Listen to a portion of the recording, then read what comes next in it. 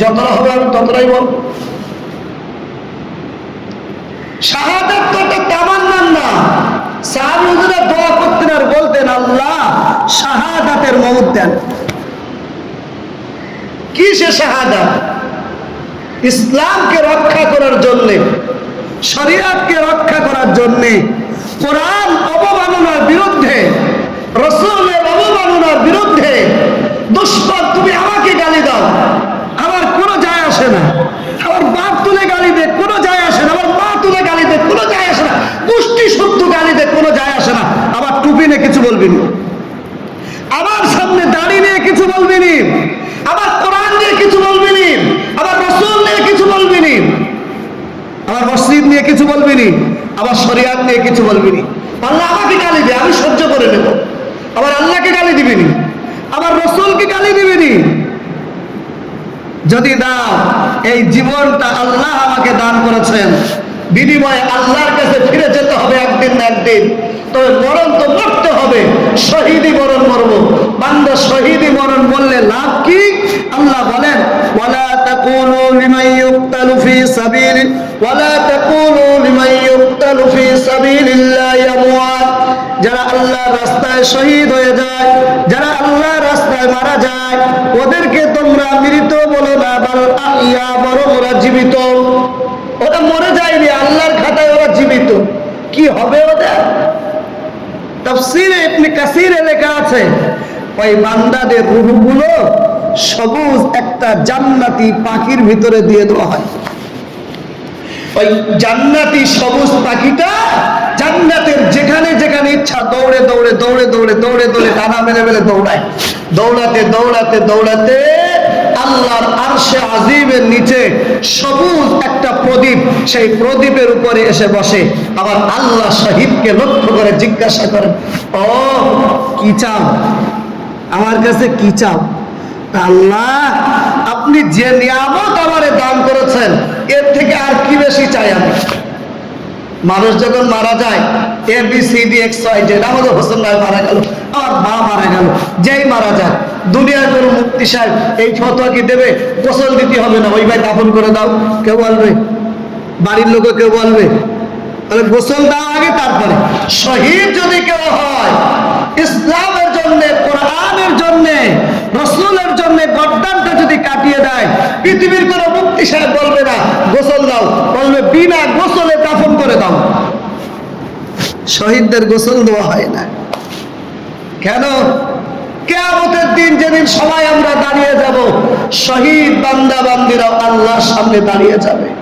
আল্লাহ বলবেন, ওই তোমার নাক কাটা কেন? তোমার কান কাটা কেন? তোমার চোখের এই অবস্থা কেন? তোমার মাথার এই অবস্থা কেন?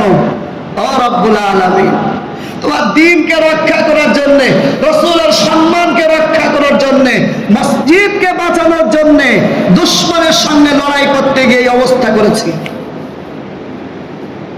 আল্লাহ বলবেন, কি চাও? এইখানে আল্লাহ বলবেন, কি চাও? বলো কি চাও? আল্লাহ চাওয়ার মতো তো কিচ্ছু নেই, সব তো আপনি দিয়েছেন। যে নিয়ামত দান করেছেন, আর কি চাবো আপনার কাছে? আল্লাহ আবার জিজ্ঞাসা করবেন, বলো কি চাও? কিচ্ছু আর চাওয়ার নেই। যদি পারেন আর একবার জীবন দেন, দুনিয়ায় আবার যাই, দুশমনের মোকাবেলা করি, আবার আপনার রাস্তায় শহীদ হই। শাহাদাত একটা তামান্নার নাম।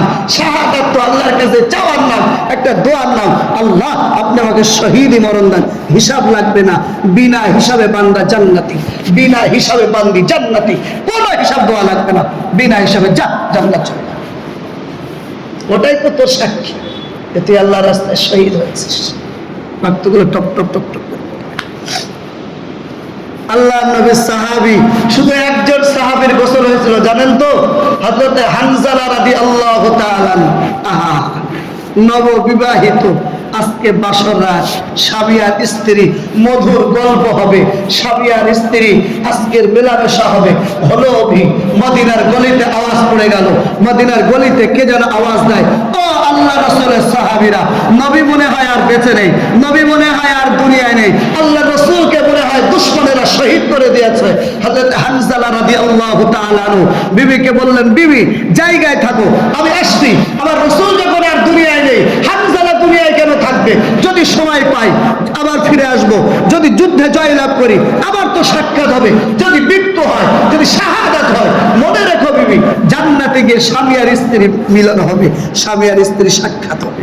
বিবি পিছন থেকে ডাক দিচ্ছেন, হামজালা রে, আজকেই তো প্রথম রাত্রি, এর আগে তো কোনোদিন তোমাকে ভালো করে দেখিনি, এর আগে তো তোমার সঙ্গে কোনোদিন কথা হয়নি, একটুখানি দাঁড়িয়ে যাও, দুটো কথা বলি। বলছেন না, কথা বলার মতো সময় হামজালার হাতে নেই। যদি তোমার চেহারাটা দেখি, বিবির চেহারাটা দেখলে মনটা খারাপ লাগবে, বিবির চেহারাটা দেখলে মহাব্বত বাড়বে, বিবির চেহারাটা দেখলে ভালোবাসা বাড়বে, দাঁড়ানোর সময় নেই। আবার রসুলকে মনে হয় ওরা শহীদ করে দিয়েছে, আমি দাঁড়াবো না, চলে যাচ্ছি। যুদ্ধের ময়দানে চলে গেলেন, গোসল করা নেই, স্বামী আর স্ত্রী মেলামেশা ছিল, বিনা গোসলে চলে গেলেন যুদ্ধের ময়দানে, যুদ্ধ করতে করতে শহীদ হয়ে গেলেন। সকালবেলায় পর্দা নাসিনা মা, পর্দা নাসিনা বোন শহীদের মানে খুঁজছেন। রাসূল আমার ডাক দিলেন, বোনটাকে ডাকো আমার কাছে। কি খোঁজো? ইয়া রাসূলুল্লাহ, ইয়া হাবিবাল্লাহ, আমার স্বামী হামজালা রাতের বেলায় চলে এসেছিল যুদ্ধের ময়দানে, যুদ্ধ করতে করতে মনে হয় শহীদ হয়ে গেছে। যদি শহীদ হয়ে যায় আমার দুঃখ নেই, আমি শহীদের বিবি, মনটা বড় খুশি।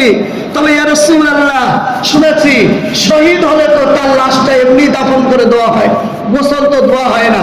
আমার স্বামীকে একটু গোসল দেবেন, আমার স্বামী কিন্তু নাপাক অবস্থায়। নবী বলছেন, সাহাবীরে হামজালার লাশটা খোঁজো। তাকিয়ে দেখছেন আসমানের দিকে, জান্নাতি ফেরেশতারা হামজালার লাশটা গোসল দিচ্ছেন। ও নবীজি, আর হামজালাকে গোসল দেওয়া লাগবে না, দুনিয়ার পানিতে হামজালার গোসল হবে না, জান্নাতি পানিতে